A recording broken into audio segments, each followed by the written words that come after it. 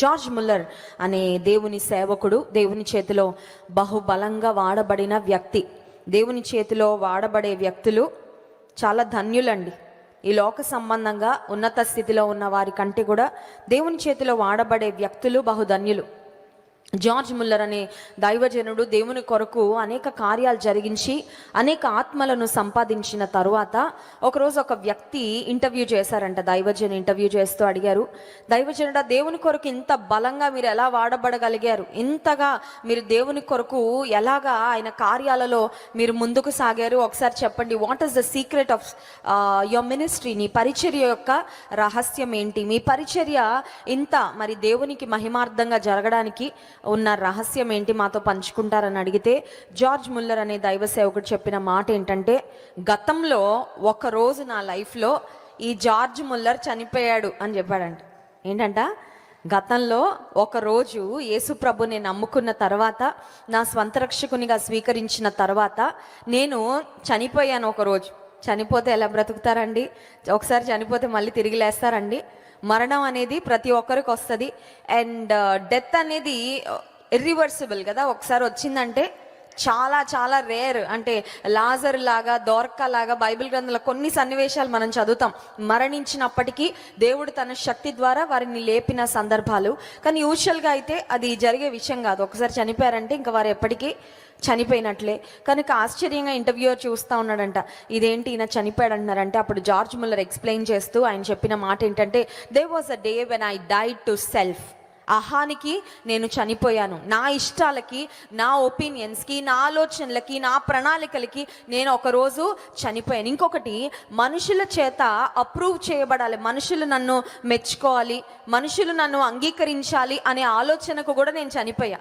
ఏ రోజైతే నేను అహానికి చనిపోయానో, ఏ రోజైతే నేను నా అభిప్రాయాలు, నా ఆలోచనలు, నా ఇష్టాలు, నా కోరికలు, నా కళలు, నా నిర్ణయాలని నా అనే దానికి నేను ఎప్పుడు చనిపోయానో ఆ రోజు నుండి దేవుడు నా ద్వారా బలంగా కార్యాలు చేయడము మొదలు పెట్టారు. ఆ రోజు నుండి నేను దేవుని అప్రూవల్ కొరకు, దేవుని చేత అంగీకరించబడాలి, దేవుని మెప్పును పొందాలి, దేవునికి ఇష్టంగా జీవించాలని ఒకే ఒక్క ధ్యేయంతో నేను బ్రతికాను. కాబట్టి ఆ రోజు నుండి నా పరిచర్యలో నేను మరి ప్రత్యేకంగా దేవుని యొక్క నడిపింపును, దేవుని యొక్క హస్తాన్ని బలంగా చూశాను అని దైవజనుడు చెప్పడం జరిగింది. నిజమే, మనందరం కూడా యేసయ్యలోకి వచ్చిన తర్వాత యేసయ్యని గురించి తెలుసుకుంటూ ఉన్నప్పుడు, ఎదుగుతూ ఉన్నప్పుడు కొంతమంది పరిస్థితి ఎలా ఉంటుందంటే, దేవునితో సహవాసం చేస్తున్నట్లే ఉంటారు, మందిరానికి వస్తున్నట్లే ఉంటారు, వాక్యం వింటున్నట్లే ఉంటారు, కానీ చిన్న మార్పు కూడా రాదు వారిలో. అంటే అర్థం ఏంటంటే వాక్యం లోపలికి వెళ్ళడం లేదన్నమాట. సముద్రపు ఒడ్డున ఉండే రాళ్లలాగా ఉంటుంది వారి పరిస్థితి. సముద్రపు ఒడ్డున ఉండే రాళ్ళు ఎలా ఉంటాయంటే, వాటి మీద నుండి హోరుగా అలలు వాటిని కొడుతూనే ఉంటాయి, వాటి మీదగా పారుతూనే ఉంటాయి, ప్రవహిస్తూనే ఉంటాయి. కానీ ఆ రాయి మనం ఇంటికి తీసుకొని వెళ్ళి ఒక స్పాంజ్ లాగా ఇలా పిండాలని ప్రయత్నం చేస్తే ఒక్క చుక్క నీరైనా బయటకు వస్తుందండి? ఒక్క చుక్క కూడా రాదు. కారణం ఏంటంటే ఆ రాతికున్న స్వభావం, ద నేచర్ ఆఫ్ రాక్. రాతికున్న స్వభావం ఏంటంటే పీల్చుకోదు. అది ఎంత నా మీద నుండి వెళ్తే వెళ్ళని, కానీ నేను మాత్రం ఒక్క చుక్క కూడా లోపలికి తీసుకోను అనుకుంటుంది. కొన్నిసార్లు దేవుని సన్నిధానానికి వచ్చి కూడా we don't receive the word, వాక్యాన్ని స్వీకరించము. వాక్యము మనల్ని ట్రాన్స్ఫార్మ్ చేసేటట్లుగా, వాక్యము మనలను మార్చినట్లుగా అవకాశం ఇవ్వమండి. లోపలికి వెళ్తే మారుతుంది వాక్యం. నాకు తెలుసు చాలామంది సహోదరులు మందిరానికి వస్తూ ఉంటారు, వారు ఆరాధన అయిన తర్వాత ప్రార్థన చేయించుకుంటారు. అప్పుడు ఎందుకొరకు ప్రార్థన చేయమంటారండి అంటే, నా భర్త కొరకు ప్రార్థన చేయండి. అక్కడ వరకు వచ్చి అక్కడ దింపేసి వెళ్ళిపోతారు, కానీ ఇక్కడికి మాత్రం రారండి. ఏంటంట, నేను మందిరానికి రావడానికి ఎలాంటి అడ్డు చెప్పరండి, నన్నైతే మందిరానికి పంపిస్తారని రారు. ఎందుకు రారండి అంటే, వస్తే మారిపోతారంట. ఏంటంట, వస్తే మారిపోతారని తెలుసు, అందుకని రారంట. భయపడిపోతా ఉన్నారన్నమాట. ఇక్కడికి వస్తే జీవము కలిగిన వాక్యము వింటే ఖచ్చితంగా బ్రతుకు మారుతుంది, మారడం మాత్రం ఇష్టం లేదు. తాగుడు విడిచిపెట్టడం ఇష్టం లేదు, కొన్ని వ్యర్థమైన అలవాట్లు విడిచిపెట్టడం ఇష్టం లేదు, అక్రమమైన జీవితం కొంతమందికి విడిచిపెట్టడం ఇష్టం లేదు. వారు అనుకుంటున్నారు అదే సంతోషం, ఆనందం అని. దేవుని సన్నిధానానికి రాకుండా, దేవుని వాక్యం వారిలోకి వెళ్ళడానికి కూడా అవకాశం ఇవ్వకుండా ఉండేవారు చాలామంది ఉన్నారు. But when we allow the word of God to transformers, దేవుని వాక్యము మనల్ని రూపాంతరం చెందినట్లుగా మనం అవకాశాన్ని ఇచ్చినప్పుడు మారతామండి. ఎలా మారతాం? ఎవరి పోలికలోకి మారతామంటే యేసయ్య యొక్క పోలికలోకి మారతాం. మనల్ని చూసిన వారికి ఒక అనుభవం, ఒక అనుభూతి కలుగుతుంది. ఓహో, యేసయ్య బిడ్డలంటే ఇలా ఉంటారా. చూడండి, ప్రపంచానికి యేసయ్య బిడ్డలంటే చాలా మంది ద్వారా తప్పుడు అభిప్రాయం వచ్చేసిందండి. The world has a bad definition or so many Christians have a bad reputation. చాలామంది క్రైస్తవులం అని చెప్పుకుంటూ ఒక చెడ్డ సాక్ష్యాన్ని కలిగి ఉండి ఉద్యోగ స్థలంలో కానీ, స్కూల్లో కానీ, కాలేజీలో కానీ, క్రైస్తవులు అంటే ఏముందండి, మాలాగే, వారు కూడా మాలాంటి వారే, వారికి మాకు ఎలాంటి తేడా లేదండి, ఇంకా కొన్నిసార్లు వాళ్ళే మాకంటే చెడ్డగా ఉంటారండి అనే చెడ్డ పేరు కూడా కొంతమంది వలన కలిగింది. దేవుని యొక్క నామము కొంతమంది వలన దూషించబడతా ఉంది. కానీ దేవుడు నిన్ను నన్ను ఎందుకు ఏర్పరచుకున్నాడు, దేవుడు నిన్ను నన్ను ఎందుకు పిలుచుకున్నాడు, మనల్ని ఎందుకు రక్షించుకున్నాడు, జీవము కలిగిన సంఘంలో మనల్ని ఎందుకు నాటాడు, జీవపు వాక్యము మనకెందుకు వినిపింపజేస్తున్నాడంటే ప్రపంచానికి క్రీస్తు ప్రభువును మనము చూపించి దేవుని బిడ్డలంటే ఇలా ఉంటారు అనే ఒక మార్క్ సెట్ చేయాలని దేవుడు మనల్ని రక్షించుకున్నాడు, పిలుచుకున్నాడు, ఏర్పరచుకున్నాడు. జార్జ్ ముల్లర్ అనే దైవజనుని వలె దేవునికి మనం అవకాశం ఇచ్చినప్పుడు, దేవునికి అప్పగించుకొని సెల్ఫ్కు చనిపోయినప్పుడు, ఆహానికి చనిపోయినప్పుడు, స్వచిత్తానికి చనిపోయినప్పుడు, దేవుని చిత్తానికి అప్పగించుకున్నప్పుడు దేవుడు మన ద్వారా బలమైన కార్యాలు జరిగిస్తారు. ఈ ఉదయకాల సమయంలో నా సందేశం యొక్క అంశము యేసుక్రీస్తు ప్రభువారి యొక్క తగ్గింపు, the humility of Jesus Christ. యేసుక్రీస్తు ప్రభువారి యొక్క తగ్గింపు. క్రిస్మస్ నెలలోకి మనం వచ్చాము. రేపటి దినము మనం అందరం కలిసి క్రిస్మస్ ఆరాధనలో పాల్పొందుతున్నాం.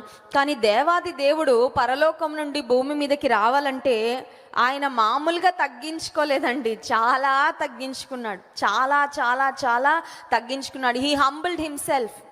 ఎంత తగ్గించుకున్నాడో మాటల్లో వి కాంట్ ఈవెన్ ఇమాజిన్. దేవుడు ఎంత తగ్గించుకొని ఈ భూమి మీదకి దిగి వచ్చారు. యేసుక్రీస్తు వారి యొక్క తగ్గింపును గురించి ఒక 7 ప్రాముఖ్యమైన అంశాలు వాక్యం నుండి మీకు మరి తెలియచేసి నా సందేశాన్ని ముగించాలని నేను ఆశపడుతున్నాను. యేసుక్రీస్తు ప్రభువారు ఈ లోకంలో ఒక చిన్న బాలునిగా జన్మించడం ద్వారా he proved that he was a humble God. దీనత్వం కలిగిన దేవుడని, దీన మనస్సు కలిగిన వాడని ఆయన రుజువు చేసుకున్నట్లుగా మనం గమనిస్తున్నాం. మొట్టమొదటిగా అసలు యేసు ప్రభు ఈ లోకానికి రావడంలో ఆయన తగ్గింపును ఎలా చూపించాడు అని ఆలోచన చేస్తే, సృష్టికర్త సృష్టిగా మారాడు. The creator God became the creation.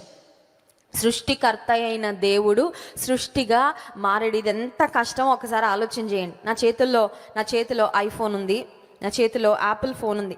ఈ ఫోన్ని డిజైన్ చేసిన వ్యక్తి ఉన్నాడు, ఈ ఫోన్ని డిజైన్ చేసిన వ్యక్తి ఉన్నాడు.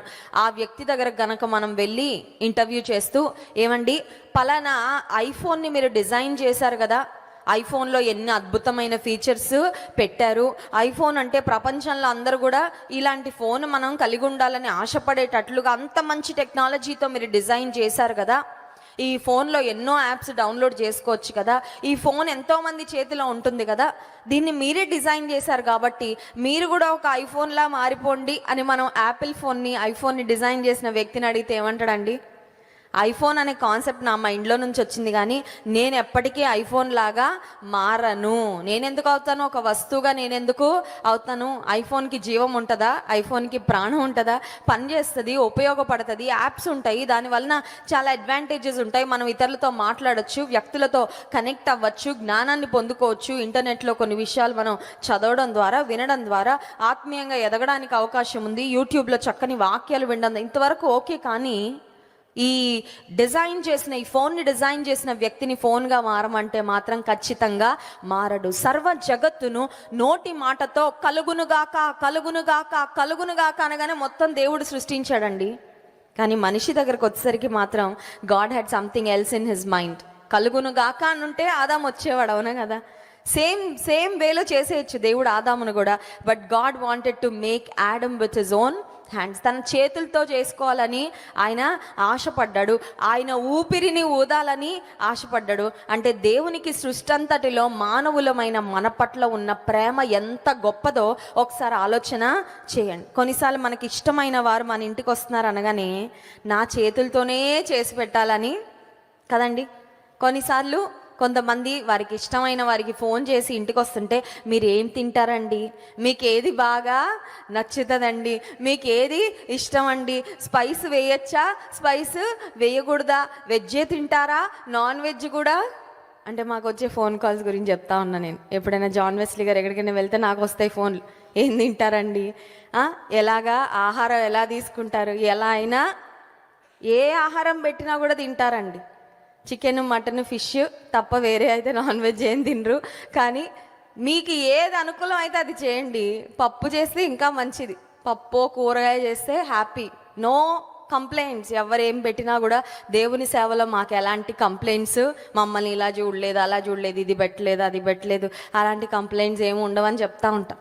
కానీ కొన్నిసార్లు మనం ప్రేమించిన వారు, మనము ఇష్టపడేవారు, మనకి ఎవరైనా గౌరవం ఉంటే మన చేతులతో వాళ్ళకి ఏదైనా స్పెషల్గా చేసి పెట్టాలనే ఒక ఆశ కలిగినట్లుగానే దేవాది దేవుడు కలుగునుగాక కలుగునుగాక కలుగునుగాక అని అద్భుతమైన సృష్టిని చేసిన దేవుడు, ఎంత వెరైటీ చేసిన దేవుడు సృష్టిలో ఒక జంతు ప్రపంచం, ఒక వృక్ష ప్రపంచం, ఒక చేపలు, సముద్రం కిందున్న అండర్ వాటర్ వరల్డ్ మీరు ఆలోచన చేస్తే మన మైండ్ సరిపోదండి, కాంప్రిహెండ్ చేయలేదు. అబ్బా ఇన్ని వెరైటీలు ఉన్నాయా చేపలు అనిపిస్తుంది. అంటే తినేవి కొన్ని రకాలే, కానీ దేవుడు చేసినవి ఎంత అద్భుతమైన, వాటిలో ఉన్న లక్షణాలు, అవి మరి వాటికి ఉన్న కలర్స్, దేవుడు వాటికి పెట్టిన డిజైన్స్, ఆకాశ పక్షులను గురించి ఆలోచిస్తే ఒక్కొక్క పక్షిని ఎంత వెరైటీగా, ఎంత డిఫరెంట్గా దేవుడు కలుగజేశాడు. వాటి రెక్కలకు ఆయన వేసిన కలర్స్, ఇక పువ్వుల గురించి ఆలోచిస్తే చెప్పక్కర్లేదు. ప్రపంచం అంతటిని ఇంత వెరైటీతో చేసి కలుగునుగాక అంటే కలిగింది. కానీ మనిషి దగ్గరకు వచ్చేసరికి దేవుడు అనుకున్నాడు, నా చేత్తో I want make man in my own image and likeness, నా రూపంలో నా పోలికలో నేనే చేయాలనుకున్నాడు. దేవుడు చేశాడు. చేసిన తర్వాత ఆయన జీవవాయువును, ఆయన ఊపిరిని మనిషిలో ఊదాడు. నిజానికి ఆడమ్ను, ఆదామును, హవ్వను దేవుడు మరి సృష్టించి ఏదైనా తోటలో పెట్టినప్పుడు they were sinless, they were spotless. వారిలో పాపం లేదండి. వారిలో పతనం అనేది ప్రారంభం అవ్వాల, ఫాల్ అనేది ప్రారంభం అవ్వలేదు. ఎందుకంటే ఏదైనా తోటలో దేవుడు మొదటిగా వారిని సృష్టించినప్పుడు దే వర్ ఫైన్, స్పిరిచువల్గా చాలా బాగున్నారు. ఎప్పుడైతే పాపము ప్రవేశించిందో, హవ్వ పాపానికి ఎప్పుడైతే చోటిచ్చిందో, అప్పుడు మనిషి యొక్క డౌన్ఫాల్ అనేది అక్కడ ప్రారంభమైంది. ఒక మాట చెప్పమంటారా, మన జీవితంలో డౌన్ఫాల్ ఎప్పుడు ప్రారంభమవుతుందంటే, పాపం ఎప్పుడైతే ప్రవేశిస్తుందో, పాపానికి ఎప్పుడు అవకాశం ఇస్తామో పతనం అప్పుడే స్టార్ట్ అవుతుంది. అప్పటి వరకు నువ్వు ఆ హిల్ ఎక్కుతా ఉంటావు, కొండ ఎక్కుతున్నట్టే ఉంటుంది నీ జీవితం. ఒక్కొక్క మెట్టు ఒక్కొక్క మెట్టు ఒక్కొక్క మెట్టు దేవునితో నువ్వు సాగే కొలది, దేవుని వాక్యం మీద, దేవుని మాటకు విధేయత చూపే కొలది అప్ హిల్ ఉంటుంది ప్రయాణం. ఎప్పుడైతే చిన్న పాపానికి నీవు చోటిచ్చి, పాపానికి బానిస అయిపోయి, పాపం యొక్క పాపపు ఇచ్చల చేత, కోరికల చేత ఈడవబడి లోకం వైపుగా నీ ప్రయాణము, నీ ఆకర్షణ స్టార్ట్ అవుతుందో, అప్పుడు ఏం స్టార్ట్ అవుతుంది అంటే డౌన్ఫాల్ అన్నమాట. చిన్నగా అప్పటి వరకు కొండ ఎక్కడం కష్టమా ఈజీయా? కొండ దిగడం కంటే కష్టం. అప్పటిదాకా కష్టపడి నువ్వు ఎన్ని మెట్లు ఎక్కుతావో, ఎంత ఎక్కుతావో, పడిపోవడం మాత్రం స్మూత్గా జర్రం జారిపోవచ్చు. అవును కదండి. కొన్నిసార్లు పిల్లలు ఏదైనా మట్టి కొండలు కానీ అలాంటివి ఎక్కితే ఆ పైన కూర్చుని అట్లా కూర్చుంటే చాలా అది వచ్చేస్తూ ఉంటుంది, ఫోర్స్ అన్నమాట. ఆటోమేటిక్గా గ్రావిటేషనల్ ఫోర్స్, గురుత్వాకర్షణ శక్తి అంటారు. ఒక్కసారి పాపానికి చోటు ఇవ్వడం వలన మనిషి యొక్క పతనము ప్రారంభమైంది. పాపానికి చోటు ఇవ్వడం వల్ల లోకంలో శాపము ప్రవేశిస్తే, ఇప్పుడు దేవాది దేవుడు God wanted to come down in the form of a man. దేవుడు మనిషిగా రావాలని డిసైడ్ చేసుకున్నాడు. కారణం ఏంటంటే మనిషి యొక్క డౌన్ఫాల్కి ఒక అంతం చెప్పాలని. మనిషి పతనం అయిపోతా ఉన్నాడు, మనిషి నరకానికి ఈడ్వబడుతున్నాడు. సమస్త మానవాళిని రక్షించడానికి నన్ను తగ్గించుకొనైనా సరే, నన్ను నేను తగ్గించుకొనైనా సరే భూమి మీదకి వెళ్ళాలి, ఒక మనిషిగా పుట్టాలి. మనుషుల యొక్క పాపముల కొరకు నేను మరణించి వారి పాపానికి ప్రాయశ్చిత్తం చేయాలని దేవాది దేవుడు నిర్ణయించుకొని యేసుక్రీస్తు ప్రభువు ఈ లోకానికి మానవ రూపంలో ఆయన దిగి వచ్చాడు. యేసు యొక్క తగ్గింపులో మొట్టమొదటి అంశం ఏంటంటే the creator God became the creation. సృష్టికర్త సృష్టిగా మారిపోయాడు. రెండవదిగా మనం ఆలోచన చేస్తే దేవుడు మనిషిగా మారడంలో ఇంకొక ప్రాముఖ్యమైన అంశం ఏంటంటే the infinite God became a finite man. సమయంకు స్థలముకు పరిమితం కానీ అసమానుడైన దేవుడు రక్త మాంసాలలో పాలివాడు అయిపోయాడు అనే మాట యోహాను సువార్త 1వ అధ్యాయము 14వ వచనంలో యోహాను భక్తుడు చాలా చక్కగా ఈ మాట రాశాడు. చూడండి, యోహాను సువార్త 1వ అధ్యాయము 14వ వచనం. ఆ వాక్యము శరీరధారి అయి కృపా సత్య సంపూర్ణుడుగా మన మధ్య నివసించెను. వాక్యము, దేవుడు వాక్యం అంట. వాక్యానికి ఎందుకండి అంత విలువిస్తారు క్రైస్ట్ వర్షిప్ సెంటర్లో? దేవుని వాక్యానికి ఎందుకండి అంత ప్రాధాన్యత? దేవుని వాక్యం ఎందుకండి విశ్వాస జీవితంలో అంత ప్రాముఖ్యమైనదంటే దేవుడే వాక్యం అంట. వాక్యం అయ్యున్న దేవుడు. చూడండి, యోహాను సువార్త 1వ అధ్యాయం 1వ వచనం, ఆదియందు వాక్యం ఉండెను, వాక్యము దేవుని యొద్ద ఉండెను, ఆ వాక్యము దేవుడై ఉండెను. And the word was God. వాక్యము దేవుడు. వాక్యాన్ని అంగీకరిస్తే, వాక్యాన్ని స్వీకరిస్తే, వాక్యానికి విధేయత చూపిస్తే దేవునికి విధేయత చూపించినట్లే. ఇంకా మళ్ళీ స్పెషల్గా ఏం అక్కర్లేదు. అర్థమవుతుందండి? కొంతమంది చెప్తా ఉంటారు, మా కొడుకుని చూస్తే నన్ను చూసినట్లే అంటారు, మా కొడుకుతో మాట్లాడితే నాతో మాట్లాడినట్లే. కొంతమంది అంటారు, మా నాన్నగారు ఒప్పుకుంటే నేను ఒప్పుకున్నట్టే. అను కదండి. కొంతమంది ఆడపిల్లలు ఉంటారు చాలా మంచి విధేయత కలిగిన వారు. వాళ్ళు అంటారు, మా నాన్నగారు ఒప్పుకుంటే నేను ఒప్పుకుంటా, మా పేరెంట్స్ ఒప్పుకుంటే, మా పేరెంట్స్ ఒప్పుకోకపోతే నేను ఏమీ కూడా చేయలేను, I cannot cross the line. యేసుక్రీస్తు ప్రభువారు చెప్పిన మాట, వాక్యమే దేవుడు. వాక్యమై ఉన్న దేవుడు శరీర ఆకారాన్ని ధరించుకొని ఈ భూమి మీదకి దిగి వచ్చి రక్త మాంసములలో ఆయన పాలివాడు అయ్యాడు అనే మాట మనం చూస్తా ఉన్నాం. అందుకే యేసుక్రీస్తు ప్రభువారికి ఉన్న ఒక టైటిల్, ఒక ప్రత్యేకమైన పేరు ఏంటంటే, he is called as the God man. God is God, man is man. అవునా కదండి? దేవుడు దేవుడే, మనిషి మనిషే. కానీ యేసేకున్న ఒక ప్రత్యేకమైన టైటిల్ ఏంటంటే, he is the God man. దాన్ని తెలుగులో ఏమంటారంటే దైవ మానవుడు, దైవ కుమారుడు. దైవ కుమారుడు, గాడ్ మ్యాన్. గాడ్ మ్యాన్ అంటే అర్థం ఏంటంటే, he is 100% God and he is 100% man. పరిపూర్ణమైన దేవుడు, పరిపూర్ణమైన మానవుడు. దైవత్వం యొక్క సర్వ పరిపూర్ణత ఆయనలో ఉంది. కానీ ఆయన ఈ లోకంలో జీవించినప్పుడు మానవుని వలె రక్త మాంసములలో పాలివాడై ఆయన ఈ భూమి మీదకి వచ్చినట్లుగా మనం గమనించగలం. నిజానికి దేవునికి లిమిట్స్ లేవండి. దేవుని శక్తికి లిమిట్స్ లేవు, దేవుని జ్ఞానానికి లిమిట్స్ లేవు, దేవుని పరాక్రమానికి లిమిట్స్ లేవు, దేవుని మహిమకు ప్రభావానికి పరిమితులు లేవు.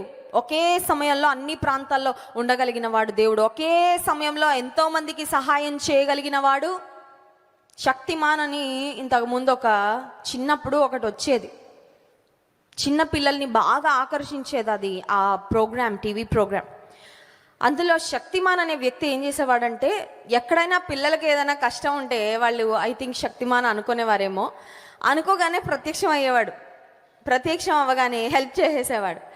అయితే ఇది పిల్లలు చూసి చూసి అది రియల్ అనుకున్నారు. అది తీయబడిన, ఒక స్క్రిప్ట్ చేయబడిన సీరియల్, లేదంటే సీరియల్ అని అనుకుంటున్నా అని తెలియక ఒక పిల్లోడు ఏం చేశాడంటే బిల్డింగ్ పైన ఎక్కేసి శక్తిమాన్ అని అరిచి దూకేశాడంట. ఆ సమయంలో న్యూస్ పేపర్స్లో రాయబడిన కథనం నేను చెప్తున్నా. మా చిన్నప్పుడు శక్తిమాన్ అని దూగ్గానే వాడు ఏమనుకున్నాడంటే, శక్తిమాన్ వచ్చి పట్టుకుంటే ఇది చాలా అడ్వెంచరస్గా ఉంటుంది, ఈ ఫీట్ నేను ఎక్స్పీరియన్స్ చేయాలా, టీవీలో సీరియల్లో వాళ్ళైనా చిన్నపిల్లలైనా నేను కూడా శక్తిమాన్ అనగానే వస్తాడని దూకేశాడు. కానీ శక్తిమాన్ వచ్చాడండి? రాలా. ఎందుకంటే అది షూటింగ్ కాదు కదా, అది స్క్రిప్టెడ్ కాదు. Shaktimaan is a human being like all of us. మనలాంటి అతీతమైన శక్తులేమీ అతనికి లేవు. సీరియల్ కొరకు ఆ సీరియల్ను డిజైన్ చేసిన వ్యక్తి, డైరెక్టరు, వారి మనసులో వచ్చిన కాన్సెప్ట్ అది. ఆ అబ్బాయి మరి దెబ్బలు తగిలి ప్రాణాపాయ స్థితిలోకి వెళ్ళిపోయాడండి. కారణం ఏంటంటే, ఒక ఫిక్టీషియస్ క్యారెక్టర్ని, ఒక నిజం వాస్తవం కాని ఒక క్యారెక్టర్ను నిజమేనేమో అని ఊహించుకొని వారి శక్తి మీద ఆధారపడి నన్ను కాపాడతాడేమో అనుకొని ఇబ్బందుల్లోకి అబ్బాయి వెళ్ళిపోయాడు. దేవాది దేవుడు సమయం చేత పరిమితమైన వాడు కాదు, ఒక స్థలానికి పరిమితమైన వాడు కాదు. ఇప్పుడు రాజమండ్రిలో ఉండి నీవు నేను యేసయ్య నాకు సహాయం చేయండి, ఇక్కడ ఉండి మనకు సహాయం చేస్తున్నాడు. మరొక దేశంలో, ఆఫ్రికాలో, అమెరికాలో, అంటార్కిటికాలో, ఆస్ట్రేలియాలో, న్యూజిలాండ్లో, ప్రపంచంలో ఎన్ని దేశాలలో ఇప్పుడు దేవుని నామాన మొరపెట్టినప్పటికీ వారందరికీ కూడా ఆయన సహాయం చేస్తూనే ఉన్నాడంటే, దేవుని యొక్క శక్తికి, దేవుని యొక్క ఉనికికి, దేవుని యొక్క ప్రభావానికి ఎటువంటి పరిమితులు లేవు. కానీ రక్త మాంసములలో యేసుక్రీస్తు వారు పాలివారు అయ్యారంటే ఆయన ఎంత తగ్గించుకున్నాడో ఆలోచన చేయండి. ఆయన ఒక దేహం ధరించుకొని రావాలంటే అది ఎంత కష్టం అండి. ఆయన శక్తిని, ఆయన బలాన్ని, ఆయన పరాక్రమాన్ని. మానవ దేహం లిమిటెడ్ కదా, మనకున్న శక్తి లిమిటెడ్. దేవుని యొక్క శక్తి అతీతమైన శక్తి, కానీ మానవుని శక్తి చాలా పరిమితమైన శక్తి. మనిషికి చాలా పరిమితులు ఉన్నాయి, మనకి చాలా లిమిటేషన్స్ ఉన్నాయి. చాలామంది పెద్దలు చెప్తా ఉంటారు, 50 దాటాక, 60 దాటాక, 70 దాటాక తెలుస్తుందమ్మా కదలాలంటే కష్టం. ఆ నొప్పులు ఈ నొప్పులు బయలుదేరిన తర్వాత ఒక్కొక్కసారి 2 అడుగులు వేయడం కూడా చాలా ఇబ్బంది అనిపిస్తూ ఉంటుందని. కొంతమంది చిన్నపిల్లలు అనుకుంటారు, మా గ్రాండ్ పేరెంట్స్ ఎందుకంత నెమ్మదిగా నడుస్తున్నారు. అది వాళ్ళు గ్రాండ్ పేరెంట్స్ అయినప్పుడు తెలుస్తుంది. శరీరంలో కొన్ని రకాలైన బలహీనతలు, అనారోగ్యాలు వచ్చినప్పుడు, నిజంగా మానవ బలము పరిమితం అయిపోయినప్పుడు, ఆరోగ్యం కోల్పోయినప్పుడు కొన్నిసార్లు శరీరం ఎలా ఇబ్బంది పెడుతుందో అది అనుభవపూర్వకంగానే మానవుని శక్తికి, బలానికి, ఆరోగ్యానికి, సామర్థ్యానికి, జ్ఞానానికి, వీటన్నిటికీ పరిమితులు ఉన్నాయి. అపరిమితమైన దేవుడు పరిమితమైన మనిషిగా ఈ లోకానికి దిగి వచ్చాడంటే ఇది ఎంత గొప్ప తగ్గింపో ఒక్కసారి ఆలోచన చేయండి. ఒకసారి గట్టిగా చప్పట్లు కొట్టి దేవునికి మహిమ చెల్లిద్దామా? హల్లెలూయా. ఎప్పుడైనా దేవుని స్తుతించామా, దేవా నా కొరకు నువ్వు తగ్గించుకున్నందుకు? తగ్గించుకోవడం కష్టమండి, హెచ్చించుకోవడం చాలా. Anyone can be prideful. ఎవరైనా హెచ్చించుకోవచ్చు, ఎవరైనా గొప్పగా తమను తాము హెచ్చించుకోవచ్చు, కానీ తగ్గించుకోవడం చాలా చాలా కష్టం. మనకు అది తెలుసు. మనల్ని ఎవరైనా తగ్గిస్తే మనకు వస్తుంది కోపం. ఎలా వస్తుందండి? మామూలుగా రాదు కదా. వారికి బుద్ధి చెప్పే వరకు, వారికి లెసన్ నేర్పించే నా విలువని తక్కువ అంచనా వేస్తారా? నన్ను గురించి ఇలా మాట్లాడతారా? మీకు ఎలా గుణపాఠం చెప్పాలో చెప్తానని కొంతమంది కంకణం కట్టుకుంటారు. ఎప్పుడంటే ఎవరైనా వారిని తగ్గిస్తే, and they will wait for an opportunity, tit for tat లాగా. కొంతమంది చూడండి, మీరేమైనా కోపంతో మాట అంటే మళ్ళీ అదే మాట అనేదాకా వాళ్ళకి నెమ్మది ఉండదు. పాపం వెయిట్ చేస్తూ ఉంటారు, ఎప్పుడు వస్తుందా అవకాశం అని. అదే డైలాగు, అదే మాట, అదే స్పీడ్తో మళ్ళీ మీకు కొట్టేశాక అప్పుడు రిలాక్స్ అవుతారు. పాపం అప్పటిదాకా వాళ్ళకి ఫుడ్ ఎక్కదు, అప్పటిదాకా నిద్ర పట్టదు. ఎందుకంటే ఎవరైనా తగ్గిస్తే లోపల ఇబ్బంది పడిపోతూ ఉంటారండి. దేవాది దేవుడు, అపరిమితుడైన దేవుడు పరిమితం కలిగిన ఒక మనిషిగా ఈ లోకానికి వచ్చాడంటే ఆయన ఎంత తగ్గించుకున్నారో ఒకసారి ఆలోచన చేయండి. మూడవదిగా, యేసుక్రీస్తు ప్రభువారి యొక్క తగ్గింపులో మరొక ప్రాముఖ్యమైన అంశం ఏంటి అని ఆలోచిస్తే, దేవాది దేవుడు మనిషిగా రావడం ద్వారా he became a part of human lineage. మానవుని యొక్క వంశావళిలో దేవుడు ఒదిగిపోయాడు. ఇప్పుడు భూమి మీదకి అకస్మాత్తుగా అలా ఊడిపడచ్చు, దేవుడు ఏమన్నా చేయొచ్చు, అవునా కదండి? ఒక కుటుంబంలోకి ఎందుకు రావాలా? ఒక కుటుంబంలో ఒక కుమారుని కానీ ఎందుకు పుట్టాలా? దేవుడు ఎలా అయినా రావచ్చు ఈ లోకానికి. సడన్గా ఆయన ఒక ఫుల్లీ గ్రోన్ మ్యాన్ లాగా రావచ్చు కదా.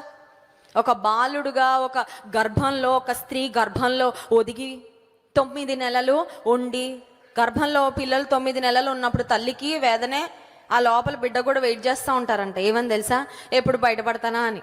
ఎందుకంటే బిడ్డకు అక్కడ స్థలం సరిపోదు. పెరుగుతూ ఉంటే the baby feels very congested. కొన్నిసార్లు బిడ్డ లోపల బాగా ఎదిగేసిన తర్వాత డాక్టర్స్ అంటారు చాలా కష్టం అండి డెలివరీ. ఎందుకంటే బిడ్డ బాగా లోపల, బిడ్డ పెరిగే కొద్దీ తల్లికి ఆయాసం వచ్చేస్తూ ఉంటుంది. ఎందుకంటే ఆమెకి ఊపిరి తీసుకోలేదు, బిడ్డ కూడా లోపల చాలా ఇబ్బంది పడిపోతా ఉంటుంది. ఇప్పుడు దేవుడు ఒక స్త్రీ గర్భంలో 9 నెలలు ఉండాలంటే ఎంత కష్టమండి ఒకసారి ఆలోచన చేయండి. దేవుడు ఒక పసిబాలునిగా ఒక పశువుల తొట్టిలో పరుండ పెట్టడం అంటే అది ఎంత కష్టమైన విషయం. ఒక ఫుల్లీ గ్రోన్ మ్యాన్ లాగా దేవుడు ఈ లోకానికి రావచ్చు కదా, మానవ రూపంలో రావాలనుకున్నాడు దేవుడు, కరెక్టే. ఒక పరిపూర్ణమైన ఎదిగిన ఒక మనిషిగా, ఒక యవ్వన కాలంలో యవ్వన బలంతో ఉన్న వ్యక్తిగా ఆకాశం నుండి ఆయన దిగి రాలేడా? రాగలడు. But he did not choose that way. దేవుడు ఆ మార్గాన్ని, ఆ బాటను ఆయన ఎన్నుకోలేదు. అందరిలాగానే ఒక స్త్రీ గర్భం ద్వారా ఆయన ఈ లోకంలో పుట్టాలని ఆశపడ్డాడు. బట్ అఫ్ కోర్స్ ఆయన జన్మకు మన జన్మకు తేడా ఏంటంటే, మన జన్మలో స్త్రీ పురుషుల యొక్క ప్రమేయం ఉంది, కానీ యేసుక్రీస్తు ప్రభువారు కన్యక గర్భాన ఈ లోకానికి దిగి వచ్చారు. ఇప్పుడు యేసు ప్రభు ఒక స్త్రీ గర్భంలో ఆయన ప్రవేశించి ఒక కన్యక గర్భం ద్వారా ఈ లోకంలోకి రావడం ద్వారా మానవుల యొక్క వంశావళిలో దేవుడు ఒదిగిపోయాడండి. మానవుల వంశావళిలో. మత్తయి సువార్త 1వ అధ్యాయంలో మనం చూసినట్లయితే యేసుక్రీస్తు ప్రభువారి యొక్క వంశావళిని గురించి మనం చదువుతాం. The family tree of Jesus Christ. యేసుక్రీస్తు ప్రభువారి యొక్క వంశావళి. 1వ వచనం చూడండి. అబ్రహాము కుమారుడగు దావీదు కుమారుడైన యేసుక్రీస్తు వంశావళి. చాలండి, వంశావళి చాలా ముఖ్యం. ఒకసారి స్కూల్లో మాకు ఒక అసైన్మెంట్ ఇచ్చారు. అదేంటంటే మీ ఫ్యామిలీ ట్రీ వేసుకొని రండి అని. ఫ్యామిలీ ట్రీ అంటే తెలుసా అండి? ఫ్యామిలీ ట్రీ అంటే మన పేరు, మన పైన అమ్మ నాన్న పేరు, ఆ పైన నాన్న పైన నాన్న అమ్మ నాన్న, అమ్మ పైన అమ్మ అమ్మ నాన్న, అక్కడ దాకా వచ్చింది. కానీ ఇంకా ఆ తర్వాత వెళ్ళట్లా లైన్. ఆ తర్వాత మహా కష్టం మీద నానమ్మ తాతయ్యని ఇంటర్వ్యూ చేస్తే, అంటే ఇప్పుడు ఫోన్లు లేవు కదా, అప్పుడు ఫోన్లు లేవు మా చిన్నప్పుడు, వాళ్ళని ఇంటర్వ్యూ చేస్తే వాళ్ళ పేర్లు దొరికేవేమో, కానీ ఇంకా ఆ పైన అంటే ఇంకా అసలు దొరకవు. మన ఫ్యామిలీ ట్రీలో మహా అయితే ఒక 5 జనరేషన్స్, 5 తరాల వరకు మహా అయితే మనకి, మన పిల్లలకి ఎంతవరకు తెలుస్తుంది? మన పేరెంట్స్ వరకు తెలుస్తుంది, అంతే కదండి. మన పేరెంట్స్ పేర్లు అంటే వాళ్ళు అంటారు మాకేం సంబంధం అంటారు. మాకు మేము వాళ్ళని చూడలేదు, మేము పుట్టేసరికే వాళ్ళు లేరు. సో వీ డోంట్ మైండ్, మాకు అంత అవసరము లేదు, వాళ్ళకి పేర్లు కూడా తెలుసో తెలీదు, నిజమే. కానీ యేసుక్రీస్తు ప్రభువారి యొక్క వంశావళిలో ఒక్కొక్కరి పేరు, అబ్రహాము ఇస్సాకును కనెను, ఇస్సాకు యాకోబును కనెనని ఒక పెద్ద లిస్ట్ జీనియాలజీ ఆఫ్ జీసస్ క్రైస్ట్లో మనం చూస్తాం. ఇప్పుడు యేసుక్రీస్తు ప్రభువారి యొక్క వంశావళిలో ఉన్న వాళ్ళందరూ పరిశుద్ధులా అండి? యేసు ప్రభు యొక్క వంశావళిలో ఉన్న వారందరూ పర్ఫెక్ట్ పీపులా అండి? వారిలో ఎలాంటి లోపాలు, వారిలో ఎలాంటి బలహీనతలు లేవా అండి అని ఆలోచన చేస్తే, లోపాలు ఉన్నవారు చాలామంది యేసుక్రీస్తు ప్రభువారి యొక్క వంశావళిలో ఫ్యామిలీ ట్రీలో ఉన్నారండి. మన కుటుంబంలో ఎవరైనా మంచి పేరు లేని వాళ్ళు ఉన్నారనుకోండి, మన దగ్గర బంధువుల్లో, వారి గురించి ఎవరికైనా చెప్పుకుంటామండి? వారి గురించి టాపిక్ వచ్చిన మాట దాటేస్తాం. ఎందుకంటే వాళ్ళ బంధువులు అని చెప్పుకుంటే వాళ్ళ చెడ్డ పేరు నేను కూడా భరించాల్సి వస్తుంది కదా, ఎందుకులే.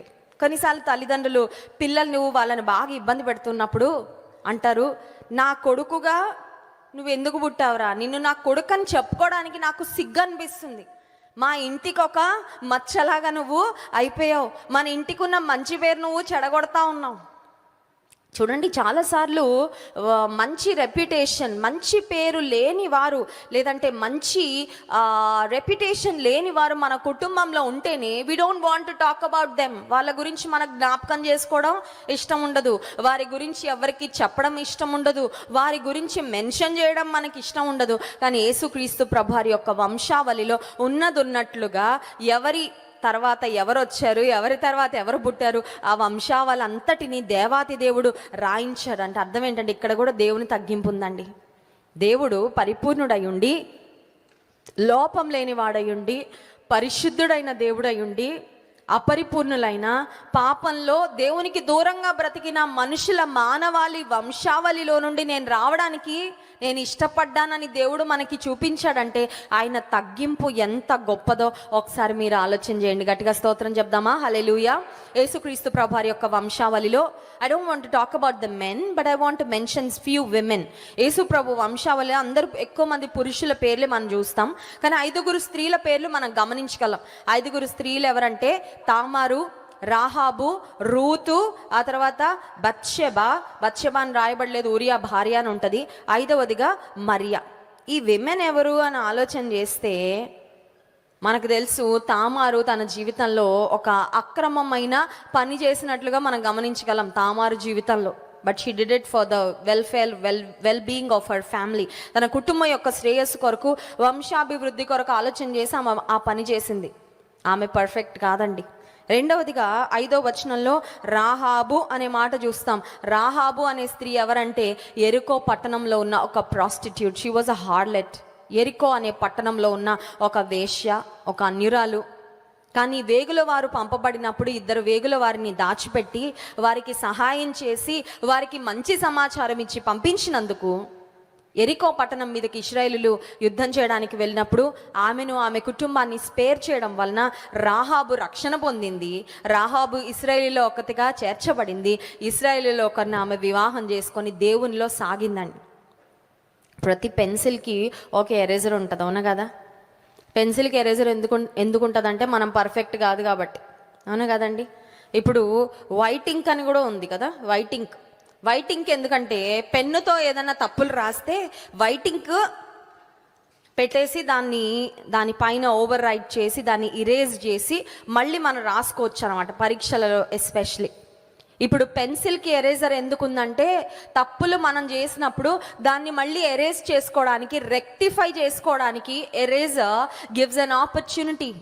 ఆ వెనకాలన్న ఎరేజరు మన తప్పులను సరిదిద్దుకోవడానికి, సవరించుకోవడానికి అవకాశము. యేసుక్రీస్తు ప్రభువారు ఈ లోకానికి ఎందుకు తగ్గించుకొని వచ్చాడంటే, నేను ఆ జీవితంలో ఒకవేళ మచ్చలు పడినా, మచ్చలు అంటుకున్నా వాటిని ఎరేజ్ చేయడానికి ఆయన మనకు దగ్గరగా ఉండాలని, మన పాప ప్రాయశ్చిత్తార్థమై సిలువలో తన రక్తాన్ని కార్చడానికి లోకానికి దిగి వచ్చాడు. హల్లెలూయా. కొంతమంది కావాలని అంటించుకుంటారు, కొంతమందికి వేరే వాళ్ళు అంటిస్తారండి. చేయనివి కూడా కొన్నిసార్లు కొంతమంది మీద పడతా ఉంటాయి. But you always have an opportunity to erase. నీ జీవితాన్ని మార్చుకోవడానికి నీకు దేవుడు బ్రతికున్నంత కాలం నీకు అవకాశం ఉన్నట్లే. జీవిస్తున్న ప్రతి నిమిషము, బ్రతుకుతున్న ప్రతిరోజు తప్పిదాలను సవరించుకొని బ్రతుకును మార్చుకోవడానికి దేవుడు ఇస్తున్న కృపా తరుణమే, కృపా అవకాశమే. హల్లెలూయా. Every day is an opportunity to come close to God and to rectify our life. సరే, రాహాబును గురించి మనం చదివాం. ఆ తర్వాత మూడవదిగా 5వ వచనంలో రూతు నందు ఓబెదును కనెను అనే మాట. మూడవ స్త్రీ ఎవరంటే రూతు. ఎవరీమే? మంచి యూదురాలా, భక్తి కలిగిన కుటుంబంలో పుట్టిన స్త్రీ అంటే no, she was a Moabite. మోయాబీయురాలు, ఒక అన్యురాలు. మోయాబీయురాలు, ఒక అన్యురాలు. మొదటగా ఇంకొక మాటలో చెప్పాలంటే భర్తను కోల్పోయిన దీనస్థితిలో ఉన్న ఆమె, కానీ దేవుడు ఆమెను జ్ఞాపకం చేసుకొని ఆమెకు మంచి భవిష్యత్తు దేవుడు అనుగ్రహించాడు. దేవుడు రూతును తన వంశావళిలోకి ఎందుకు చేర్చాడంటే, your past doesn't matter with. నీ గతం, నీ చరిత్ర దేవుడికి అక్కర్లా. మనుషులతో అవుతా ఉంటారు చరిత్రలు. దేవుడు అంటారు, చరిత్ర పక్కన పడి నీ ఫ్యూచరు నాకు అప్పగించి ముందుకు విశ్వాసంతో సాగంటాడు. హల్లెలూయా. నాలుగవదిగా బత్షెబ, మనందరికీ తెలుసు, దావీదు యొక్క పాపపు ఆలోచనల వలన ఎఫెక్ట్ అయిన స్త్రీ అండి ఈమె.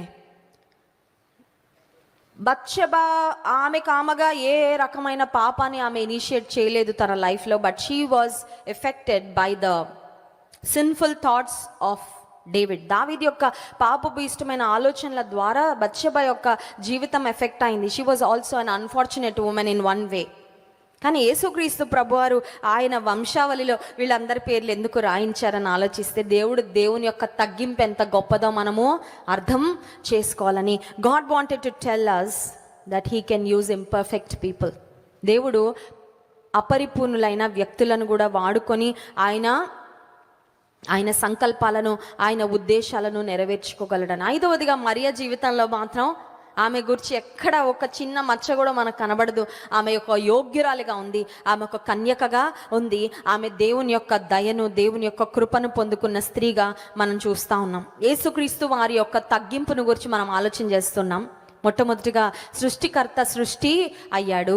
రెండవదిగా పరిమితులు లేని దేవుడు, అపరిమితమైన దేవుడు పరిమితమైన మనిషిగా ఈ లోకానికి దిగి వచ్చాడు. రక్త మాంసములలో ఆయన పాలివాడయ్యాడు. మూడవదిగా మనం ఆలోచన చేస్తే మానవుల యొక్క వంశావళిలో, అపరిపూర్ణమైన వ్యక్తులున్న వంశావళిలో యేసుక్రీస్తు ప్రభువారు చేర్చబడడానికి ఇష్టపడ్డారు. ఆయన తగ్గింపులో ఉన్న గొప్పతనము. ఎఫెసీ పత్రిక 3వ అధ్యాయము 14వ వచనం చూడండి. యేసుక్రీస్తు ప్రభువారు మానవ వంశావళిలో ఎందుకు ఇమిడిపోవడానికి ఆయన ఇష్టపడ్డారు? Why did Jesus want to be a part of, ఈ హేతువు చేత, హ్యూమన్ లీనియేజ్. ఎఫెసీ పత్రిక 3వ అధ్యాయము 14వ వచనం. ఈ హేతువు చేత పరలోకమునందును భూమి మీదను ఉన్న ప్రతి కుటుంబము ఏ తండ్రిని బట్టి కుటుంబమని పిలువబడుచున్నదో ఆ తండ్రి ఎదుట నేను మోకాళ్ళు. చాలండి. భూమి మీద ఉన్న ప్రతి కుటుంబము ఏ తండ్రిని బట్టి కుటుంబమని, దేవుని కుటుంబంలో మనల్ని చేర్చాలని దేవుడు ఆ కుటుంబాన్ని విడిచిపెట్టి ఇక్కడికి వచ్చి భూమి మీద ఉన్న కుటుంబాలలో ఆయన చేరిపోయాడండి. హల్లెలూయా. దేవుని యొక్క తగ్గింపు ఎంత గొప్పది. ఆయన స్థానం మనకి ఇచ్చేశాడు. పరలోకపు తండ్రి కుటుంబంలో నీవు నేను చేర్చబడాలని యేసుక్రీస్తు ప్రభువారు ఆశించి మన నిమిత్తం ఆయన తగ్గించుకొని భూమి మీద మానవుల కుటుంబంలో వచ్చి ఆయన చేరిపోయినట్లుగా మనం గమనించగలం. యోహాను సువార్త 1:12 మనందరికి తెలిసిన వాక్య భాగమే. తన్ను ఎందరు అంగీకరించిరో వారికి అందరికీ, అనగా తన నామమునందు విశ్వాసం ఉంచిన వారికి దేవుని పిల్లలగుటకు ఆయన అధికారం అనుగ్రహించి. హల్లెలూయా. దేవుని పిల్లలు అవ్వాలంటే మన క్వాలిఫికేషన్స్ ఉన్నాయండి. దేవుని పిల్లలు అవ్వాలంటే ఏమైనా షరతులు ఉన్నాయా? ఒకటే షరతు, ఆయన అంగీకరించాలంతే. తనను ఎందరు అంగీకరించిరో, you are accepted when you accept Jesus. యేసు ప్రభువును నువ్వు అంగీకరిస్తే నువ్వు దేవుని కుటుంబంలో అంగీకరించబడిపోయావు అంతే. హల్లెలూయా. ఇంకా అక్కడ ఏం మళ్ళీ ఫిల్టరింగ్, క్రైటీరియా ఇలాంటివి ఏమీ లేవండి. మళ్ళీ సెలక్షన్ ప్రాసెస్, ఇంటర్వ్యూ ప్రాసెస్ ఇవేం లేవు. నేను సాఫ్ట్వేర్ ఇంజనీర్గా ఉద్యోగం చేస్తూ ఉన్నప్పుడు 3 ఆన్లైన్ టెస్ట్లు, ఆ తర్వాత 2 ఇంటర్వ్యూలు ఫేస్ చేశాను. నేను ఊరికే ఇచ్చేయలేదు ఉద్యోగం రావాలంటే ఏంటి, 3 ఆన్లైన్ టెస్టులు, ఆ 3 పాస్ అయిన వాళ్ళకి మళ్ళీ 2 ఇంటర్వ్యూలు. ఆ లాస్ట్ ఇంటర్వ్యూలో కూడా చాలా మందిని రిజెక్ట్ చేశారు. కానీ దేవుని కృప వల్ల సెలెక్ట్ చేశాడు నన్ను దేవుడు. ఎందుకు చెప్తున్నానంటే, ఈ లోక సంబంధంగా ఒక మంచి కంపెనీలో నిన్ను హైర్ చేసుకోవాలంటే, ఒక జాబ్కి నిన్ను ఎలిజిబుల్గా చేసి నీకు ఒక పోస్ట్ ఇవ్వాలంటే చాలా ఫిల్టరింగ్ ఉంటుంది, చాలా ఫిల్టరేషన్ జరుగుతుంది, చాలా క్రైటీరియా ఉంటుంది. కొన్ని రకాలైన నేవీ అండ్ ఎయిర్ ఫోర్స్ ఇలాంటి జాబ్స్కి వాళ్ళ పర్సనాలిటీ, కొంతమంది కళ్ళజోడు ఉంటే కూడా సెలెక్ట్ చేయరంట. ఎందుకంటే వాళ్ళ కంటి చూపు కూడా చాలా షార్ప్గా ఉండాల. శత్రువులతో పోరాడాలంటే, భారతదేశం యొక్క ఆర్మీలో వాళ్ళు పనిచేయాలంటే కొంతమందికి సైట్ ఉంటే కూడా అలౌ చేయరు. కొన్ని ఉద్యోగాలలో ఉద్యోగం ఇవ్వాలంటే ముందు జనరల్ చెకప్ చేయించి రిపోర్ట్లన్నీ పట్టుకురమ్మంటారు. అవునా కదండి? కొంతమంది వచ్చి ప్రార్థన చేయించుకొని వెళ్తూ ఉంటారు. పలానా దేశం వెళ్తున్నామండి ఉద్యోగానికి, కానీ ఆ ఉద్యోగానికి వెళ్ళాలంటే ముందు మెడికల్ టెస్ట్లకు వెళ్ళాలా, అన్ని రిపోర్ట్లు మంచిగా రావాలని ప్రార్థన. ఒక్క రిపోర్ట్ తేడా అయినా నాట్ ఎలిజిబుల్, పక్కన పడేస్తారు. అని దేవాది దేవుడు ఆయన కుటుంబంలో చేర్చడానికి మన కొరకు మనలో ఆయన కనిపెట్టే అర్హత ఏంటంటే ఒకే ఒకటి, యేసయ్యను అంగీకరిస్తే మనము, యేసయ్య మనలను దేవుని కుటుంబంలోకి అంగీకరించేశాడు అంతే. Hallelujah. You are accepted as part of God's family when you accept Jesus as your Lord and saviour. యేసుక్రీస్తు ప్రభువును నీ రక్షకునిగా నీవు అంగీకరించిన మరుక్షణమే దేవుని కుటుంబంలో నీవు నేను చేర్చబడ్డాం. యేసుక్రీస్తు ప్రభు యొక్క తగ్గింపు ఎంత గొప్పదంటే, మానవ వంశంలో, మానవ కుటుంబంలో, మనుషుల ఫ్యామిలీ ట్రీలో వచ్చి ఆయన కలిసిపోవడానికి ఆయన ఇష్టపడ్డాడు. 4వదిగా మనం ఆలోచన చేస్తే, యేసుక్రీస్తు ప్రభువారి యొక్క తగ్గింపు, ఆయన మనిషిగా పుట్టిన తర్వాత మనిషిగా ఈ లోకంలో ఆయన రావడం ద్వారా ఒక మనిషి వెళ్ళే ప్రతి ఎక్స్పీరియన్స్ గుండా యేసు ప్రభు వెళ్ళాడండి.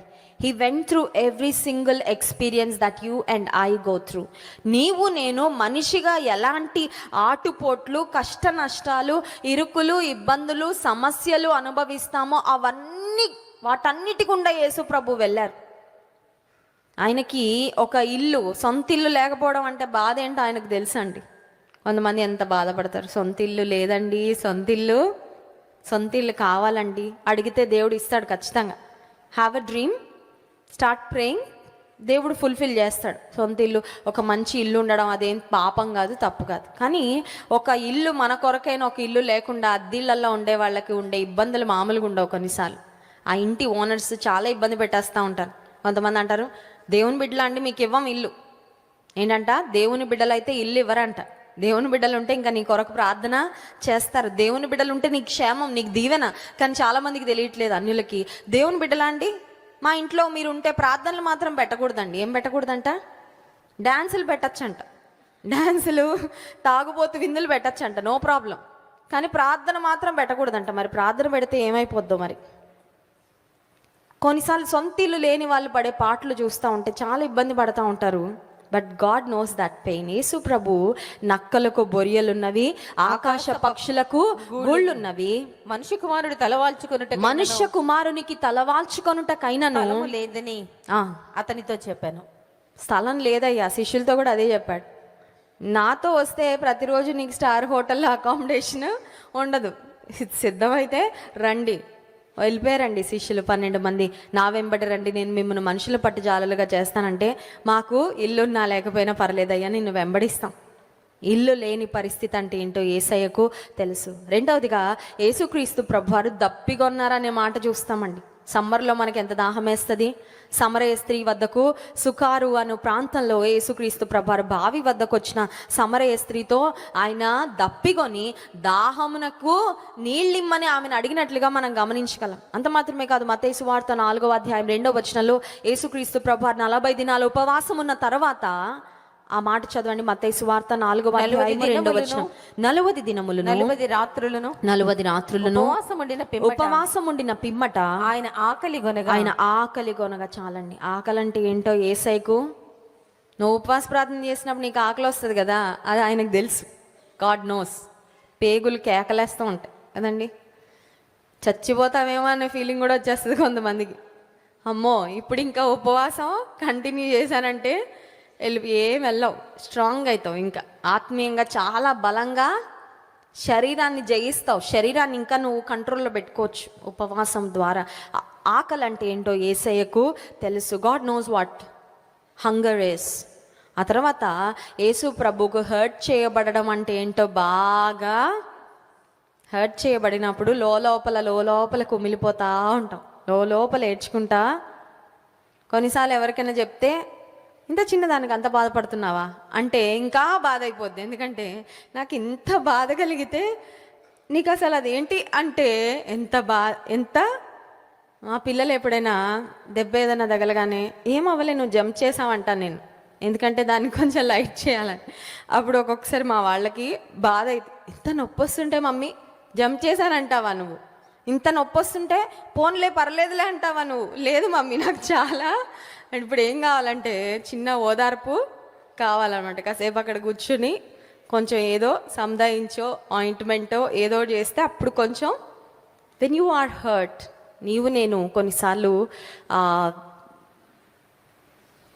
శ్రమ గుండా వెళ్తూ ఉన్నప్పుడు ఎవరైనా మనల్ని ఇబ్బంది పెట్టినప్పుడు వేదన కలుగుతా, నన్ను ఎవరు అర్థం చేసుకుంటారు, నా పెయిన్ అర్థం చేసుకోగలిగిన వారు ఎవరు అని ఒక ఆలోచన కలుగుతుంది. యేసుక్రీస్తు ప్రభువారికి he knows what it is to be hurt. ఇబ్బంది పెట్టబడడం అంటే, ఆ తర్వాత వేదనకు గురవడం అంటే యేసు ప్రభుకు తెలుసు. రిజెక్షన్ అంటే తృణీకరించబడడం చాలా కష్టం అండి. మనకి డైజెస్ట్ అవ్వనిది ఏంటంటే rejection. Acceptance is something that makes us happy.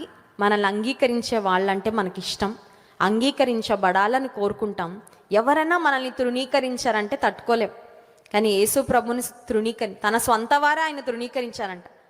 తన సొంత వారే ఆయనను తృణీకరించారు. మనుషులు ఆయన గురించి తక్కువగా మాట్లాడారు. He was despised and rejected by men. ఆయన మనుషుల చేత తృణీకరించబడిన వాడు అయ్యాడని యెషయా గ్రంథంలో మనం చదువుతాం యేసుక్రీస్తు ప్రభువారిని గురించిన ప్రవచనంలో. And God knows what it is to be cheated. మోసగించబడడం అంటే ఏంటో కూడా యేసుకి తెలుసు. కొన్నిసార్లు మోసగించబడిన తర్వాత మనల్ని చూసి మనకే జాలేస్తుంది. ఇలా ఎలా మోసగించబడిపోయాను, ఇలా ఎలా నమ్మేశాను, ఇలా ఎలా పడేశారు నన్ను బుట్టలో, అయ్యయ్యో అని బాధపడిపోతూ ఉంటామండి. When we are cheated we feel sad and low, చాలా బాధపడిపోతూ ఉంటాం. యేసు ప్రభుని అమ్మేసేటప్పుడు ఇస్కరియోతు యూదా ఏం చేశాడండి, గొప్పగా ముద్దు పెట్టేశాడండి. ఎంత మోసగాడు ఒకసారి చూడండి. అమ్ముతున్నట్లుగా చూపించట్లా, but he's portraying something else. He was literally cheating on Jesus. అంతే కదండి.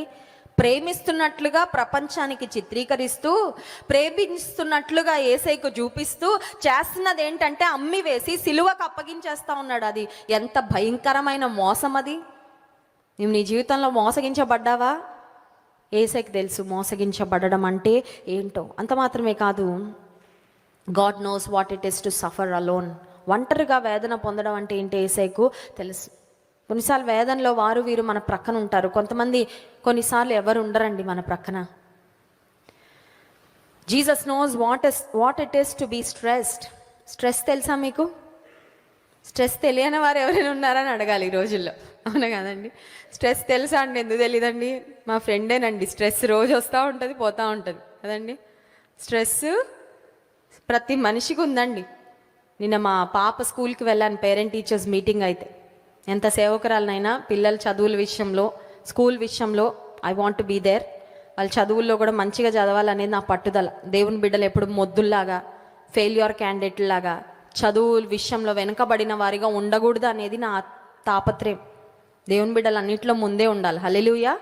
పేరెంట్ టీచర్స్ మీటింగ్కి వెళ్తే అక్కడ ఒక పేరెంట్ టీచర్కి వచ్చి చెప్తున్నారు, మా అమ్మాయి చాలా స్ట్రెస్ పడిపోయి జుట్టు అంతా ఊడిపోతుందండి. ఏంటండి 5th క్లాస్ పిల్లలు, స్ట్రెస్ పడిపోతుందంట, పరీక్షలు అనగానే స్ట్రెస్ పడిపోయి వెంట్రుకలు ఊడిపోతున్నాయంట, ఎవరితో మాట్లాడట్లేదంట, డిప్రెషన్లోకి.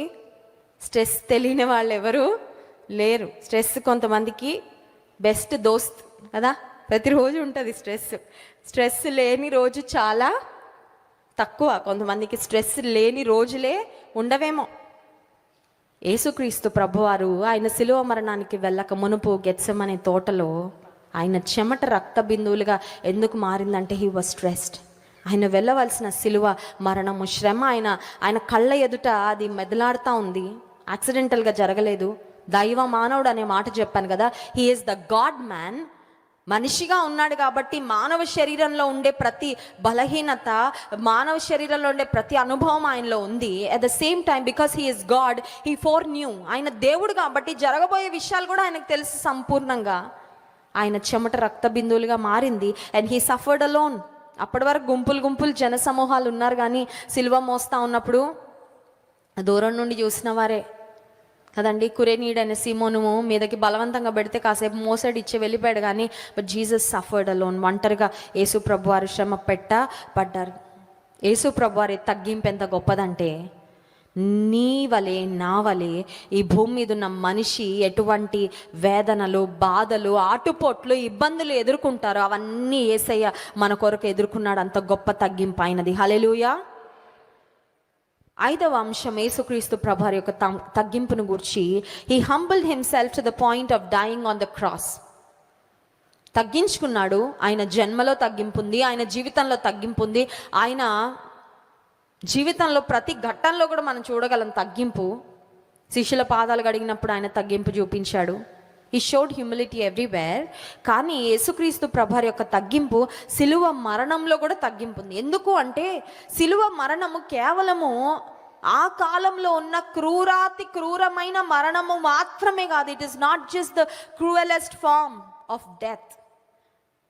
ఒక మనిషిని విచిత్రమైన హింసలు పెట్టి, చిత్రమైన హింసలు పెట్టి చంపడం మాత్రమే కాదు సిలువ మరణం. కానీ మ్రాను మీద ఎవరైనా వేలాడితే వాడు శాపగ్రస్తుడు అనే ఒక మాట మనం గమనిస్తాం. చూడండి, ఫిలిప్పీ పత్రిక 2వ అధ్యాయము 8 నుండి 10 వచనాల వరకు. ఫిలిప్పీ పత్రిక 2వ అధ్యాయము 8 నుండి 10 వచనాలు. ఆయన ఆకారమందు మనుష్యుడిగా కనబడి మరణము పొందునంతగా అనగా సిలువ మరణము పొందునంతగా విధేయత చూపిన వాడై తన్ను తాను తగ్గించుకొనెను. అందుచేత పరలోకమందున్న వారిలో కానీ, భూమి మీద ఉన్న వారిలో కానీ, భూమి క్రింద ఉన్న వారిలో కానీ ప్రతి వాని మోకాలును యేసు నామమున వంగునట్లును ప్రతి వాని నాలుకయు తండ్రి అయిన దేవుని మహిమార్థమై యేసుక్రీస్తు ప్రభువుని ఒప్పుకొనున్నట్లును దేవుడు ఆయనను అధికముగా హెచ్చించి ప్రతి నామమునకు పైనామమును ఆయనకు అనుగ్రహించెను. యేసు ప్రభు మరణించడానికి సింపుల్ మరణం ఏదైనా ఎంచుకోవచ్చండి. క్రూరమైన శిలువ మరణం ఆయన ఎంచుకోవాల్సిన అవసరం లేదు. ఒకసారి ఒక యవనస్తురాలు నాకు ఫోన్ చేసి చెప్తుంది, నాకు చాలా ఇబ్బందులు ఉన్నాయి అక్క జీవితంలో, కాబట్టి గూగుల్లో ఏం వెతుకుతున్నానంటే ఈజీగా ఎలా చనిపోవాలని వెతుకుతుందంట. ఏంటి, ఇబ్బంది లేకుండా ఎలా హౌ టు డై ఈజీలీ అని వెతుకుతుందంట. నేను చెప్పాను, అలాంటి పిచ్చి వెతకడము ఆపేసేయి, స్టాప్ డూయింగ్ దట్. సులభంగా ఎలా చనిపోవాలో ఎత్తుక్కొని దేవుడిచ్చిన జీవితాన్ని వదులుకుంటావా? అలాంటి పని చేయడం పాపం, నరకానికి వెళ్తావు నువ్వు, అలాంటి పని చేయొద్దని చెప్పు. యేసు ప్రభు ఒక ఈజియెస్ట్ ఫార్మ్ ఆఫ్ డెత్ ఆయన చూస్ చేసుకోవచ్చండి. ఎలాగో చనిపోవాలి కాబట్టి ఒక సులభతరమైన, ఒక సౌకర్యవంతమైన మార్గాన్ని ఆయన ఏర్పాటు చేసుకోవచ్చు. కానీ బట్ జీసస్ చోజ్. అందుకే ఇక్కడ మనం చూసాం కదా, ఆయన సిలువ మరణము పొందునంతగా విధేయత చూపిన వాడై తన్ను తాను తగ్గించుకుని. గలతీ పత్రిక 3వ అధ్యాయము 14వ వచనంలో కూడా ఒక మాట వ్రాయబడింది చూడండి. గలతీ పత్రిక 3వ అధ్యాయం 14వ వచనం. ఆత్మను గుర్చిన మధ్యలో నుండి మనం చదువుదాం. ఇందును గూర్చి మ్రాను మీద వ్రేలాడిన ప్రతి వాడును శాపగ్రస్తుడని వ్రాయబడి ఉన్నది. 14 వచ్చిన ఆఖరి మాట మనం చదివాం. ఇందును గూర్చి మ్రాను మీద వ్రేలాడిన ప్రతివాడు శాపగ్రస్తుడుగా పిలువబడ్డానికి ఇష్టపడ్డాడు. శాపగ్రస్తులు పొందే క్రూరాతి క్రూరమైన శిలువ మరణాన్ని పొందడానికి యేసయ్య ఇష్టపడ్డాడంటే ఆయన తగ్గింపు ఎంత గొప్పదో ఒకసారి. ఏదో చనిపోవడం అంటే ఓకే, వేదనాభరితంగా చనిపోవడం అంటే కూడా మేబీ, కానీ ఒక శాపగ్రస్తునిగా చనిపోవడం, బహిరంగంగా అందరూ చూస్తున్నప్పుడు అంత క్రూరాతి క్రూరంగా హింసలు పడుతూ చనిపోవడానికి ఆయన ఇష్టపడి తగ్గించుకొని ఈ భూమి మీదకి ఆయన వచ్చాడంటే ఆయన తగ్గింపు ఎంత గొప్పదో ఒకసారి ఆలోచించు. అమ్మో అన్ని కష్టాలు ఉంటాయా, నేను భూమి మీదకి వెళ్ళనని దేవుడు పరలోకంలో ఉండిపోవచ్చుగా. అమ్మో అంత క్రూరాతి క్రూరమైన శిలువ మరణమా, నాకు అక్కర్లేదు, I choose not to go that way, ఆ మార్గం వద్దనుకుంటున్నానని దేవుడు అనుకుంటే నీకు నాకు రక్షణ లేదండి. నేను పరలోకపు తండ్రి యొక్క కుటుంబంలో చేర్చబడే అవకాశం మనకు లేదు. దేవునితో బ్రతికే యుగయుగాలు జీవించే ఆ మహాభాగ్యం మనకి ఎవరికి లేదు. కానీ ఆ మహాభాగ్యాన్ని నీకు నాకు కల్పించడానికి యేసుక్రీస్తు ప్రభువారు తగ్గించుకొని వచ్చారు. 6వ అంశం చూడండి, 2 కొరింథీ పత్రిక 8వ అధ్యాయము 9వ వచనం. 2 కొరింథీ పత్రిక 8వ అధ్యాయము 9వ వచనం. మీరు మన ప్రభు అయిన యేసుక్రీస్తు కృపను ఎరుగుదురు కదా, ఆయన ధనవంతుడై మీరు తన దారిద్ర్యము వలన ధనవంతులు కావలెనని మీ నిమిత్తము దరిద్రుడాయెను. మీ నిమిత్తం దరిద్రుడు ఎందుకయ్యాడు? ఆయన దరిద్రుడు కాదండి, ఆయన ధనవంతుడు, ఆయన ఐశ్వర్యవంతుడు, ఆయన శ్రీమంతుడు. ఆయనకి ఏ లోటు లేదు, దేనికి లేదు లోటు. దేవునికి అన్నీ ఆయనవే, సమస్తము ఆయనదే. కలిగి ఉన్నదేది ఆయన లేకుండా కలుగలేదు. దరిద్రుడు ఎందుకు అయ్యాడు? స్థలం లేదని చెప్పించుకొని పశువుల తొట్టిలో ఎందుకు పరుండబెట్టబడ్డాడు అంటే మన నిమిత్తము దరిద్రుడయ్యారు, మనల్ని ధనవంతులుగా చేయడానికి. To make a poor and wretched sinner as a spiritually rich person. ఆధ్యాత్మికంగా ధనవంతులుగా నిన్ను నన్ను చేయడానికి, ఆయన మహిమైశ్వర్యంలో నీకు నాకు పాలిభాగస్తులుగా మనల్ని చేయడానికి, ఆధ్యాత్మికంగా మనల్ని సంపన్నవంతులుగా చేయడానికి, పాపపు మురికిలో పడి చెడిపోయిన మన దీన స్థితిని బాగు చేయడానికి మన నిమిత్తము ఆయన దరిద్రునిగా మారేది. ఎంత గొప్ప తగ్గింపు, యేసయ్య తగ్గింపు. హల్లెలూయా. ఎంత దీనస్థితిలో ఉన్నవారైనా తమ పిల్లలకి వారికి లేకపోయినా మంచిగా చూసుకోవాలనుకుంటారండి. పశువుల తొట్టిలో ఈ ప్రపంచంలో నాకు తెలిసి ఎవ్వరు వాళ్ళ పిల్లల్ని పరుండబెట్టి ఉండరేమో. ఎవరు పడుకోబెడతారండి పశువుల తొట్టిలోనా? No way. పశువుల తొట్టిలో ఎవరిని ఇంకెవరైనా పడుకోబెట్టి ఉండుంటారో ఒకసారి ఆలోచన చేయండి. ఇంట్లో పెట్టుకుంటారు, ఒళ్ళో పెట్టుకుంటారు. లేదంటే ఆ రోజుల్లో మరియకి అత్తగారి సపోర్టు అమ్మగారి సపోర్ట్ ఉందండి. అత్తగారి సపోర్ట్ అమ్మగారి సపోర్ట్ ఉండుంటే కింద పెట్టకుండా చేతుల్లో పెంచుండేవారేమో. ఇంట్లో పుట్టిన మొదటి బిడ్డకి ఎట్లా ఉంటుందండి పరిస్థితి?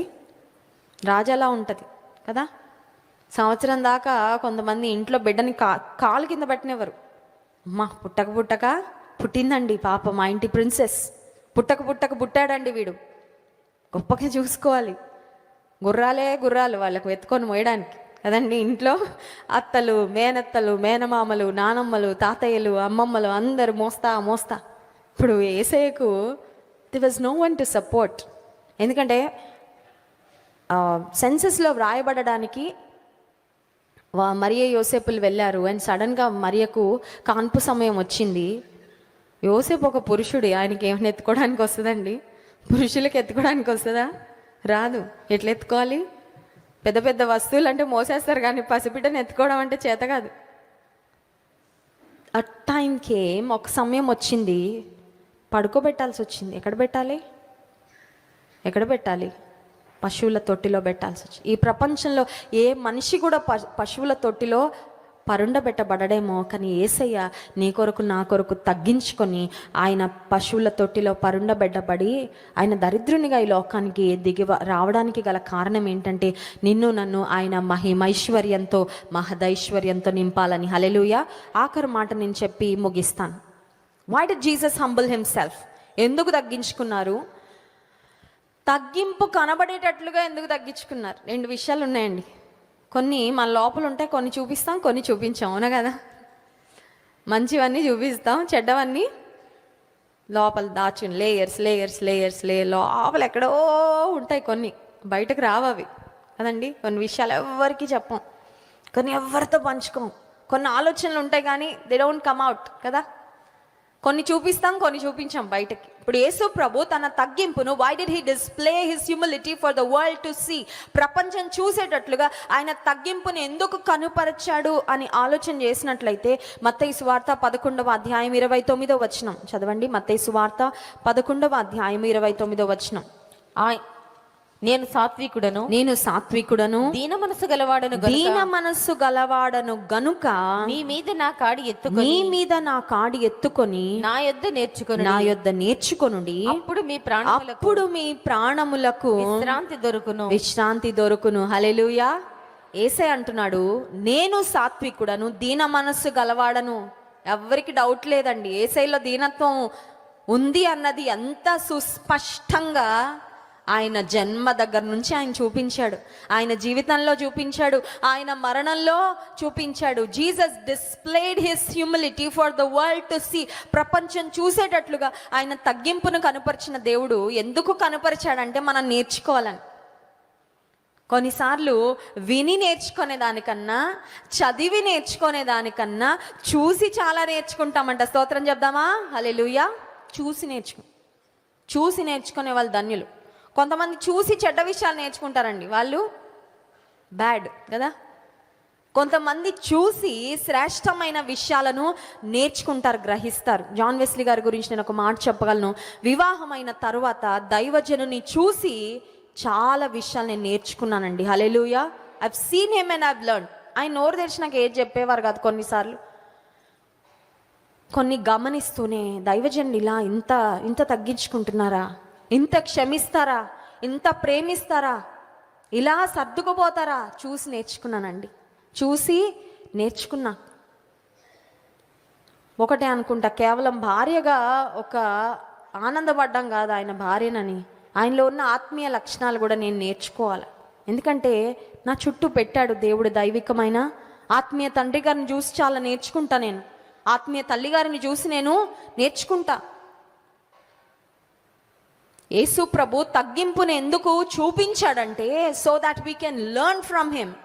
ఆయన జీవితం నుండి, ఆయన ఎగ్జాంపుల్ నుండి, మాదిరి నుండి మనము నేర్చుకోవాలని. ఇక్కడ ఇంకొక మాట చూపించి నేను ముగిస్తా, సమయం అయిపోతుంది. నా యొద్ద నేర్చుకొనుండి అని చెప్తూ యేసయ్య మత్తయి సువార్త 11వ అధ్యాయం 29వ వచనంలో అప్పుడు మీ ప్రాణములకు విశ్రాంతి దొరుకును. అప్పుడు అంటే ఎప్పుడు అని అడగాల కదా. అప్పుడు దొరుకుతుందంట విశ్రాంతి. కొన్నిసార్లు కొంతమంది అంటారు విశ్రాంతే లేదు, జీవితానికి రెస్టే అప్పుడు దొరుకుతుందంట. ఎప్పుడు దొరుకుతుంది యేసయ్య? విశ్రాంతి మాకు ఎప్పుడు దొరుకుతుంది అంటే నేర్చుకున్నప్పుడు దొరుకుతుంది. హల్లెలూయా. నేర్చుకోకపోతే ఉండదు, విశ్రాంతి ఉండదు. యేసయ్య దగ్గర నేర్చుకోకపోతే, వాక్యం నుండి నేర్చుకోకపోతే విశ్రాంతి ఉండదు. ఇంకొక మాట, గర్విష్ఠులకు విశ్రాంతి ఉండదండి. The pride are always restless, the pride and haughty. గర్విష్ఠులు, సాత్వికం లేని వాళ్ళకి విశ్రాంతి ఉండదు. వాళ్ళు ఎప్పుడు చికాగ్గానే ఉంటారు. వాళ్ళు ఎప్పుడు ఏమంటారు, అశాంతితో, నెమ్మది లేని స్థితిలోనే ఉంటారు. సముద్రపు అలలు చూడండి, పొంగుతూనే ఉంటాయి. Is no rest. కానీ విశ్రాంతి, నెమ్మది, సమాధానము, శాంతి ఎవరికి కలుగుతుందండి? యేసయ్య వద్ద సాత్వికమును దీనత్వం నేర్చుకుని నిబ్బరంగా ఉంటారు వాళ్ళు. హల్లెలూయా. యెహోవా యందు నమ్మిక ఉంచువారు కదలక నిత్యము నిలుచు సియోను కొండవలే ఉందురు. నిన్ను ఎవరైనా కదిలించాలనుకుంటే కదిలించలేరు. You will be rock solid, బలంగా ఉంటావు. నీ విశ్వాసాన్ని అపవాది కదిలించలేడు, నీ నమ్మికను అపవాది కదిలించలేడు. నీకు దేవుని పట్ల ఉన్న కమిట్మెంట్ను అపవాది కాదు, మనుషులు ఎవరు కూడా కదిలించలేరండి. దేవునిలో నువ్వు సాగితే, యేసయ్య నుండి నేర్చుకుంటూ ముందుకు వెళ్తే, you will not be shattered, you will not be షేకెన్, you will not be depressed, you will not be restless. సమాధానం లేని, శాంతి లేని స్థితిలో నీవు నేను మిగలం. క్రిస్మస్ మాసంలో యేసుప్రభు వారి యొక్క తగ్గింపును గురించి ఎంతైనా మనం ధ్యానం చేయాలండి. ఎందుకంటే ఆయన పుట్టుకలోనే తగ్గింపు, ఆయన జన్మలోనే తగ్గింపు.